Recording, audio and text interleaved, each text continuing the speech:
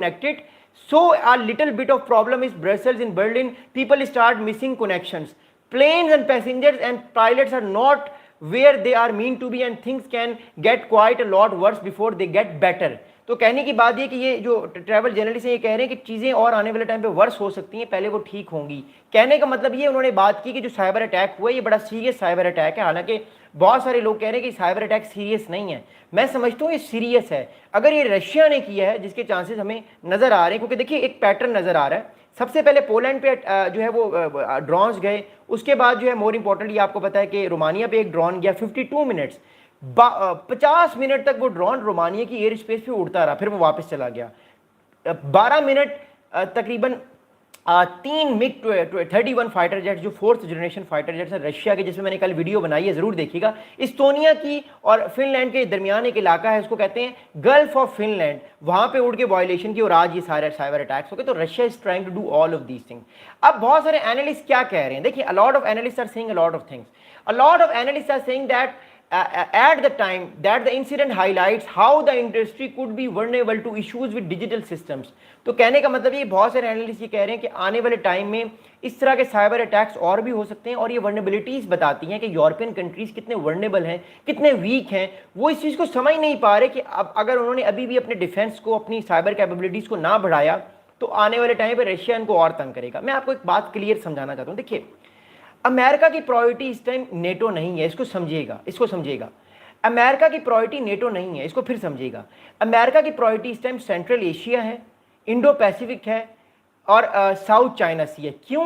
क्योंकि अमेरिका को एक बात पता है कि रशिया जितना मर्जी पावरफुल हो जाए, रशिया कभी भी अमेरिका को ओवरटेक नहीं कर सकता, और this is a reality. Russia is not a super power, Russia is only a great power जो कि डिक्लाइनिंग में है। Number 1, China can only threat American interest, इसलिए America Taiwan, Japan, South Korea, अभी ड्रिल्स भी हो रही हैं, आपको पता होगा मिलिट्री ड्रिल्स हो रही हैं। बल्कि कल एक आपको इंपॉर्टेंट ब्रेकिंग न्यूज़ दूं, मैं इस पर वीडियो बनाऊंगा। कल नॉर्थ कोरिया ने एआई ड्रोन्स का टेस्ट किया है, किम जोंग उन साहब ने, कल या परसों, तो उसमें मैं वीडियो बनाऊंगा कि हाउ इंपॉर्टेंट दे आर। लेकिन फिलहाल मैं बताना चाहता हूं कि अमेरिका की प्रायोरिटी इस टाइम नेटो नहीं है। आप बात को समझिए, अमेरिका की प्रायोरिटी इसराइल है, जिसको वो भी $6.5 बिलियन के हथियार दे रहा है। अमेरिका की जो इस टाइम प्रायोरिटी है वो क्या है? वो इस टाइम इंडो पैसिफिक है, सेंट्रल एशिया है, अफगानिस्तान है, ताकि वो चाइना को कंटेन करे, और सारा आपका इंडियन ओशन है, तो इंडिया को भी वो इसलिए प्रेशर में डाल रहा है। These are the thing, that's what I am saying right now. ये सारी चीज़ें अमेरिका के लिए इंपॉर्टेंट है, और नेटो कंट्रीज़ को इसका पता है, इसलिए नेटो कंट्रीज़ भी परेशान है। क्योंकि देखिए नेटो कंट्रीज़ पिछले 60 साल से मज़े में थे, वो they are enjoying the game. उन्होंने वेलफेयर स्टेट्स बनाई, उन्होंने अपने आप को स्ट्रॉन्ग किया इकोनॉमिकली, बट मिलिटरीली उनको हमेशा अमेरिका ही क्लाउड प्रोवाइड करता था, अमेरिका ही उनको सपोर्ट करता था। इसलिए अमेरिका गुस्सा करता है जब नेटो कंट्रीज़ कहते हैं कि आप हमें बचाएं। अमेरिका कहता है मैं आपको क्यों बचाऊं, मेरा तो अब इंटरेस्ट आप में खत्म हो चुका है, आप अपने आप को खुद बचाएं, अदरवाइज मैं भी आपको फारिग कर दूंगा। तो ये इस टाइम अमेरिका में मेंटेलिटी है, खास तौर पर डोनाल्ड ट्रंप साहब की मेंटेलिटी है। अगली बात मैं आपको बताऊंगा, अगली बात यह है कि अभी हमारे पास क्या इंफॉर्मेशन है, और मैं आपको बताऊंगा। अब मैं आपको क्रेमलिन के कुछ इंपॉर्टेंटली जो है वो मोर इंपॉर्टेंटली आप कह सकते हैं कि हैकर्स के बारे में बात करना चाहता हूं। अब क्रेमलिन जो है वो आपको पता है कि it is just like a pentagon of, जिस तरह पेंटागन है अमेरिका का, तो क्रेमलिन जो है वो इस तरह का पेंटागन आप कह सकते हैं कि मॉस्को का है, वो बड़ी इंपॉर्टेंट जगह। क्रेमलिन की तरफ से क्या इंफॉर्मेशन है? While there are unfound accusation circulating that this cyber attack was carried out by Kremlin sponsored hackers, all major hacks in the past few years have been carried out by criminal gangs and more interested in extracting money from their victims। अब बात ये है कि जितने भी इस time ये सारी अभी इस टाइम जो सारे मीडिया रिपोर्ट्स, खासतौर पर जो वेस्टर्न मीडिया आउटलेट्स, वो ये इल्ज़ाम लगा रहे हैं कि क्रेमलिन या रशिया की तरफ से या मॉस्को की तरफ से ये ऑपरेशन किया जा रहा है। आप लोगों को 2016 के इलेक्शंस याद होंगे अमेरिका के, जो अमेरिका इल्ज़ाम लगाता है खासतौर पर डेमोक्रेट्स कि वो इलेक्शन जो थे वो रिग्ड थे, और रशियन हैकर्स ने हज़ारों की तादाद में अपनी फेसबुक आईडीज़ बनाई, वहाँ पे प्रो ट्रंप एड्स चलाए और लोगों को इन्फ्लुएंस करने की कोशिश की। फिर लोगों ने जो है वो वोट दिया ट्रंप साहब को। इसी वजह से ट्रंप साहब ने या अमेरिका ने फैसला किया कि वो टिकटॉक जो है उसका एल्गोरिदम अमेरिका में रखेगा, एल्गोरिदम चाइनीज़ नहीं होगा। खैर मैंने टिकटॉक पे भी वीडियो बनाई है कि अमेरिका का टिकटॉक कैसा होगा, चाइना का कैसा होगा, ये क्या मामला है, उस पर वीडियो भी आप जरूर देखिएगा। बट मैं आपको एक मिसाल देना चाहता हूँ कि that's why hackers are very very important right now for their policy. अगली बात आपको बताऊंगा। अब इस सारे मामले की इंप्लीकेशंस क्या, फिर मैं आप लोगों के कमेंट्स लूंगा। बहुत सारे मुझे दोस्त कह रहे हैं कि आप पानी भी पी लीजिए, but love you lot, thank you so much. पानी जो है मैं बिल्कुल पीऊंगा, लेकिन ये इंपॉर्टेंट है वीडियो, इसके बाद मैं पानी पीऊंगा, लेकिन ये बात करना बड़ा जरूरी है। अब प्रॉब्लम ये है कि हमें एक चीज नजर आ रही है, दो कमियां हमें नजर आ रही हैं। देखिए, रशिया बार बार नेटो के डिफेंसेस को चेक कर रहा है। मैं आपको दोबारा एक मैप दिखाना चाहता हूं, एक चीज मैं समझाना चाहता हूं, इसको समझिएगा दोबारा, इसको अंडरस्टैंड कीजिएगा। ओके, मैं आपको दोबारा एक और मैप दिखा रहा हूं। ये मैप जरा थोड़ा बड़ा और क्लियर है, अब आप लोगों की कंप्लेन नहीं आएगी, इसको समझिएगा। रशिया कर क्या रहा है, समझिएगा बात को। रशिया इस टाइम ये कर रहा है, इस टाइम रशिया, देखिए रशिया ने जो है वो तकरीबन आज से 10 दिन पहले जब पोलैंड में रशिया ने अपने 19 ड्रोन्स भेजे, तो रशिया बेसिकली चेक कर रहा था कि पोलैंड की जो है वो डिफेंस कैपेबिलिटीज क्या हैं। तो पोलैंड की डिफेंस कैपेबिलिटीज बिल्कुल फारिग हैं। उसकी मैं वजह बताता हूँ। 19 ड्रोन्स में थे, पोलैंड ने सिर्फ 19 ड्रोन्स में से पोलैंड ने सिर्फ 3 ड्रोन्स को इंटरसेप्ट किया, ओनली 3 ड्रोन्स।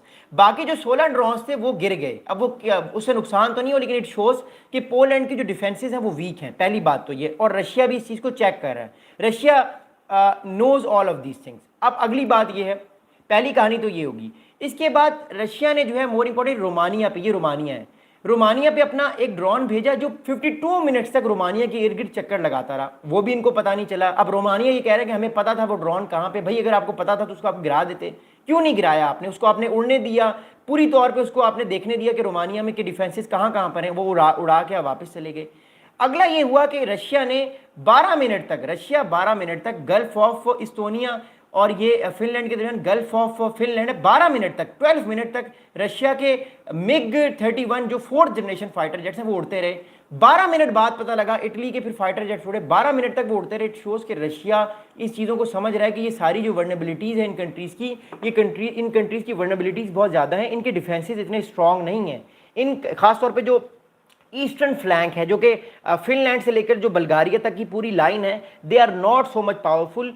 उनकी साइबर वॉरफेयर भी इतनी ज़्यादा ताकतवर नहीं है, और रशिया कभी भी उनको प्रोवोक कर सकता है, रशिया कभी भी उनको छेड़ सकता है। और रशिया इस टाइम शरारतें कर रहा है, रशिया राइट नाउ शरारतें कर रहा है। क्यों? क्योंकि रशिया बेसिकली इनको बताना चाहता है कि who the real boss is the reason. आप अगर यूक्रेन में पेट्रियट एयर डिफेंस सिस्टम्स देंगे, यूक्रेन को F-16 तैयारे देंगे, यूक्रेन को आप टोमाहाक क्रूज मिसाइल देंगे, यूक्रेन में अगर आप अपने मिलिट्री एडवाइजर्स भेजेंगे, तो मैं आपको ठोक दूंगा, मैं आपको नहीं छोड़ूंगा। तो रशिया इस टाइम शरारतें कर रहा है, और जवाब में नेटो के जो डिफेंसेज है वो हमें वीक नजर आ रहे हैं। अब नेटो क्या कर सकता है आने वाले टाइम पे? देखिए, अब नेटो पे इस टाइम बहुत प्रेशर है। फर्स्ट ऑफ ऑल, नेटो ने यह वादा किया है अमेरिका से कि 2035 तक नेटो के सारे कंट्रीज अपना जो GDP है उसका 5% तक डिफेंस को देके अपने डिफेंस को बढ़ाएंगे। अब नेटो पे ये प्रेशर है। आपको याद होगा जब 2016 में ट्रम्प साहब अपनी पहली टर्म में आए थे। अब मैं आप लोगों को एक तस्वीर दिखाना चाहता हूँ, आप लोगों को बड़ी वो तस्वीर देख के हैरानी भी होगी, और आपको वो तस्वीर कुछ याद भी कराएगी। मैं आपको एक चीज़ दिखाता हूँ।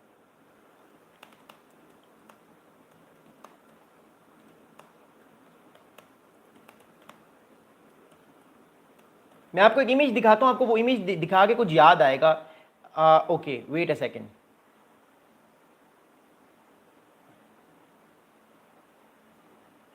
ओके,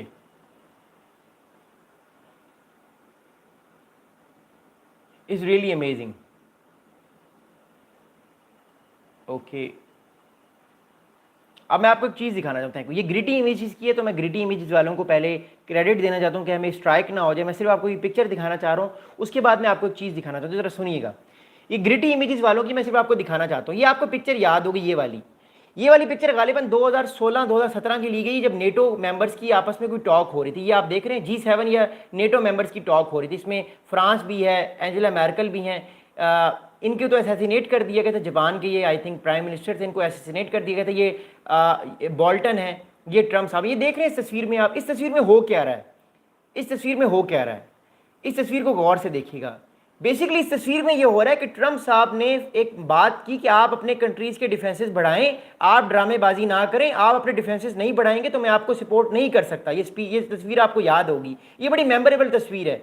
इस तस्वीर में ट्रम्प साहब ने एक बात की, ट्रम्प साहब गुस्से में बैठे हुए थे, और कोट किया जाता है इस तस्वीर के हवाले से। ये तस्वीर ऐसे मौके पर ली गई जब ट्रम्प साहब ने इन सारे लोगों से कहा कि आप लोग अपने डिफेंसेस बढ़ाएं, आप लोग डिफेंसेस नहीं बढ़ाते, हमें प्रॉब्लम होती है, हमारा मसला अब आपका यूरोप नहीं है, हमारा मसला जो है वो चाइना है, इंडो पैसिफिक है, हम चाइना में जा रहे हैं, आप डिफेंसेस बढ़ाएं।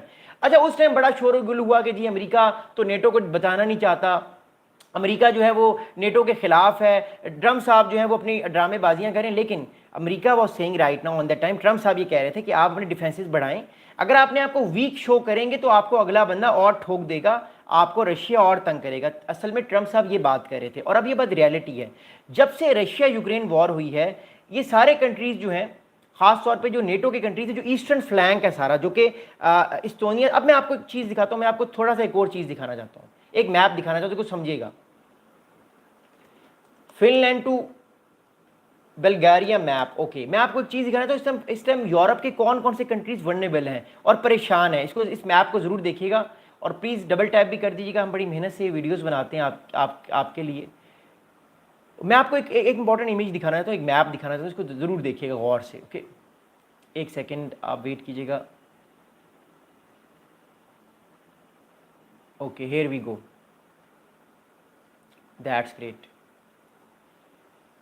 मसूद भाई वेलकम करता हूँ आपको, सब लोगों को वेलकम करता हूँ। ओके, अब मैं आपको एक चीज़ दिखाना चाहता हूँ, एक मैप दिखाना चाहता हूँ, इसको, इस मैप को, apologies, just wait for 1 second.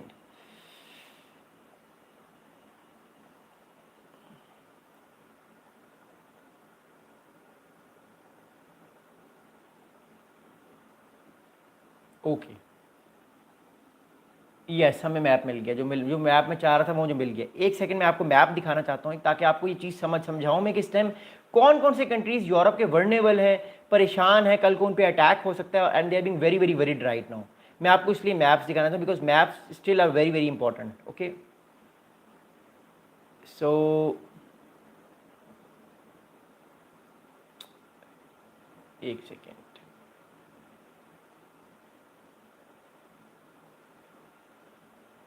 आप लोग प्लीज़ डबल टैप भी कीजिएगा, जस्ट वेट फॉर 1 सेकेंड। मैं आपको एक मैप दिखाना चाह रहा हूँ, वो मैप जो है वो मैं आपको दिखाता हूँ, वो मैप बड़ा इंपॉर्टेंट है। उसके बाद फिर मैं कन्वर्सेशन अपनी शुरू करता हूँ, क्योंकि उस मैप के बाद हमें अंदाज़ा होगा कि कौन कौन से कंट्रीज़ इस टाइम यूरोप के परेशान हैं, जिन पे आने वाले टाइम पे अटैक हो सकता है, ओके। एक सेकेंड, सिर्फ एक सेकेंड आप